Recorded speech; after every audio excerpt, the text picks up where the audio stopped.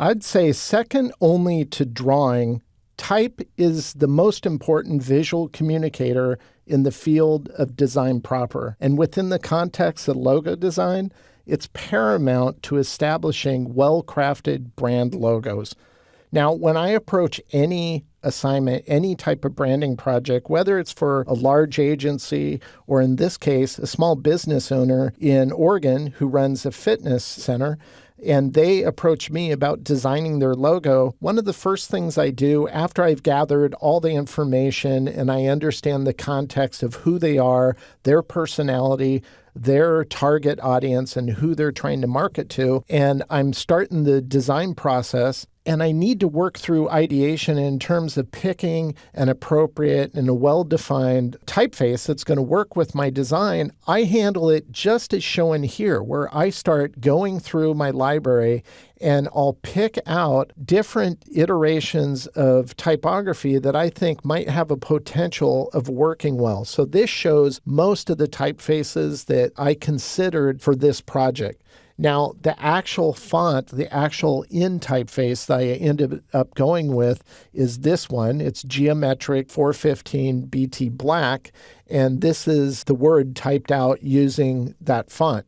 Now, when I'm working with existing typefaces like this, I try never to just deliver it as is in the final logo design. I try to customize it in some way, shape, or form. That might be using unique ligature that I handcraft and add to it, or that might be as simple as some detailing such as rounded corners, and that's what I'm going to do here. Once again, I'm going to use the Dynamic Corners tool by Astute Graphics. It's a plugin I use, and in another movie where I'm going to go over subtle rounding techniques on logo designs, I'm going to show a comparison and show you how to do it in Illustrator natively, but also explain to you why I don't use the native tool in Illustrator. So we're just going to use this rounding tool. Everything I'm going to show you here, though, you'll be able to do in Illustrator out of the box without any need for any plugin. I just happen to prefer this plugin. And I'm just going to grab a corner here and I'm going to round it. We'll do it about, I don't know, right around 17. I think that's fine. Once I set one, though, I can just go to the next letter and click it, next letter, click it, go to the E, click it, and now I have all my customizing for this specific brand typography done. It goes that quick. That's why I love that tool. I actually use that tool every single day for a lot of different branding purposes. Now, on this design, this is how this mark ended up coming out. And I also created a encapsulated version of this mark. Now, on this design, I'm playing off of the E for experience and the F for fitness. And because fitness is all about movement and staying healthy, I used a wing motif to kind of carry that idea and concept forward. That's the thinking behind this mark. But I also created an encapsulated version, and it almost forms the shape of a torso. That's kind of what I'm going for here. But the client loved it, and it worked great for their purposes. Now, it doesn't matter what type of project I'm working on in terms of taking existing typefaces and customizing them. I do that for small business, as shown here, but I also do it for large agencies.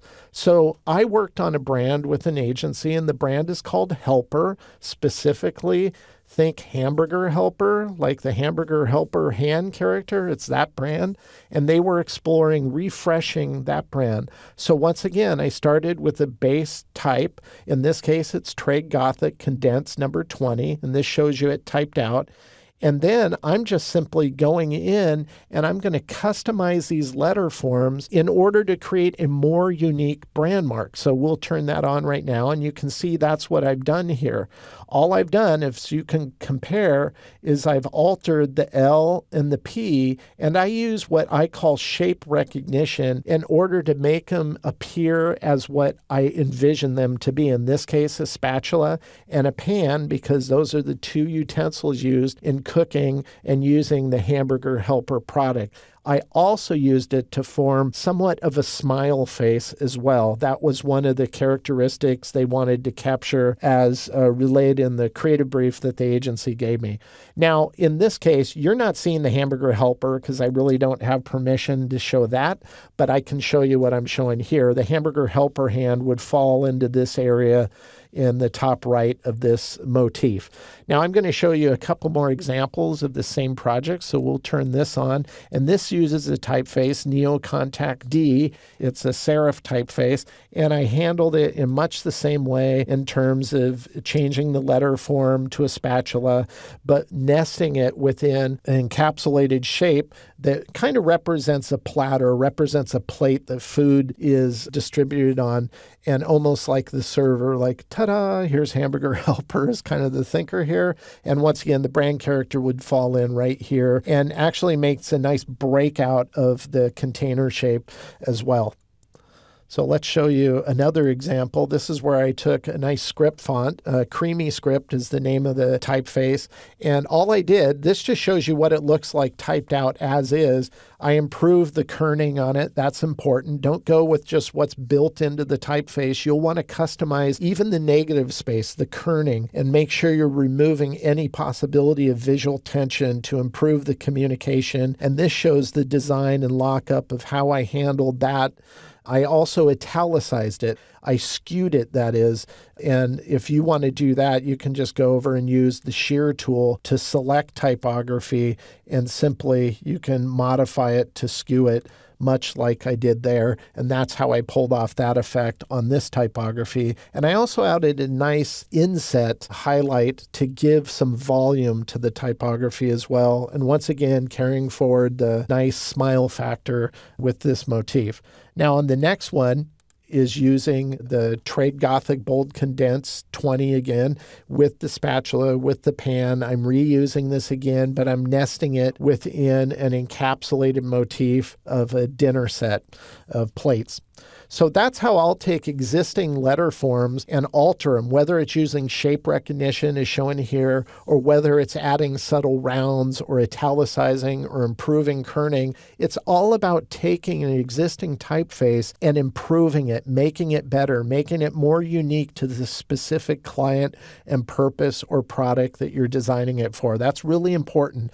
Don't just pick a typeface and go with it and allow anybody else who happens to use that same typeface to get the exact same result as you. You want yours to be unique. So think of ways you can do to make it unique. Now, if you want something really unique, sometimes the best way to do that is to completely customize it yourself. And that's where this logotype comes in. This is for a local TEDx event where I live. And for the last 4 years, I've branded them. So all I've done here is I just started using geometric shapes, and we're going to zoom in on one part of this. And I'm just going to start building my shape and creating exactly what I want to create with it. So I'll select shapes. I'll go to Pathfinder. I'll unite those shapes. I'll select more shapes. I'll unite those. And then I can take these two shapes here and we can unite those. I can grab this and select that shape, and we can punch through it. Now you'll notice that we have this, so this is where I will use a throwaway shape. I'll do this like that, select this shape, and then I'll just shear it off to clean this up. Select the anchor points I don't want, toss those, and that's as easy as this methodology goes in terms of building. Now, what I want to do is I want to build these shapes. All these are simple circles, and I've just expanded them from the center out to the same width that I have the letter form set at. So it's not hard to do. We're going to select this one, and we're going to clone it, Command-C, Command-F, and we're going to select this. And what we're going to do is we're going to remove from shape. Basically, we're creating a very thin donut here, if you want to think of it like that. If I color it yellow, you can see what it looks like. That's all we're doing here is we're creating a donut. And we'll do the same thing on the smaller shape. So we'll select that, select this shape, we'll punch through it. Once again, we're just creating a very thin donut here. So if I color this one blue, you can see what that looks like. And now we'll use further shape building by selecting the rectangle tool, snapping with Smart Guides turned on, and we'll create this shape like this. We're going to clone this shape, so we have two of them, Command-C, Command-F, like this. And I'll just select this shape, and I'll shear it off like that. I'll select this shape, I'll select this shape, and we'll go intersect on this one. And you can see this gives us the O shape I was going for. So that's all I did to create this entire letter form. It's just simple shapes, simple geometric shape building in order to pull off the final design. Here's the black and white.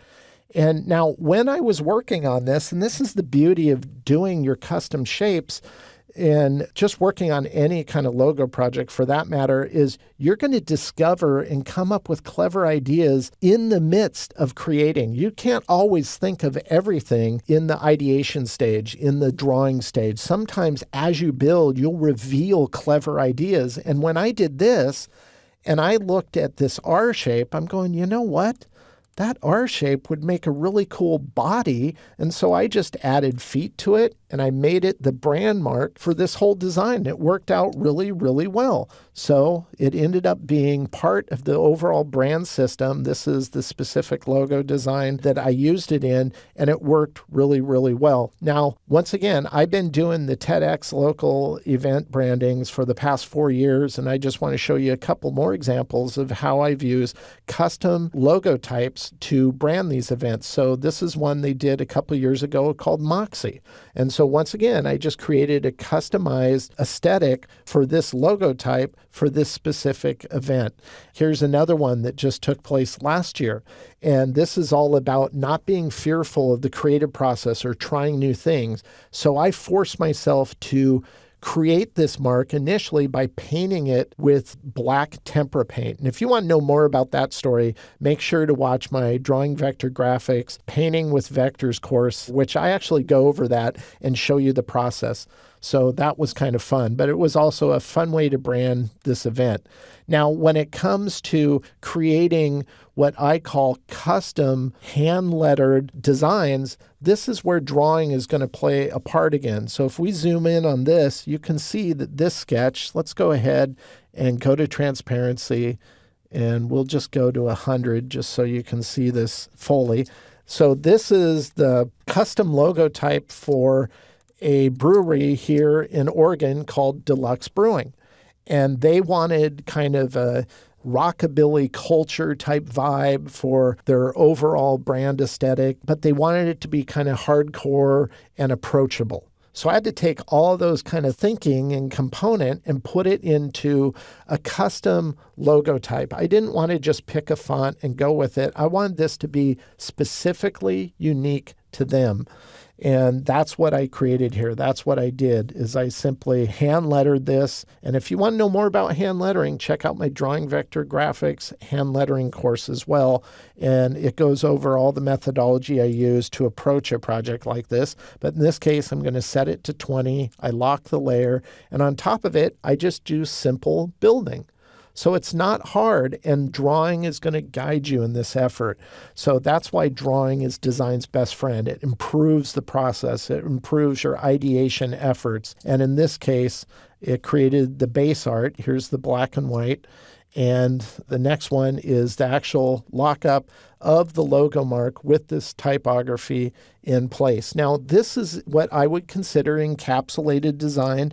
That said, it can work on its own. So I can take this deluxe type out of this and create a whole new context, a whole new layout, utilizing the same elements, the same branding, but in a simplified one color format. So design without typography is nothing more than hieroglyphics. So whether you modify existing typefaces or create custom letter forms from scratch, it's important to align your aesthetic with the logo design styling or genre you're designing for. If you want to learn more about creating your own custom letter forms, again, make sure to watch my Drawing Vector Graphics hand lettering course.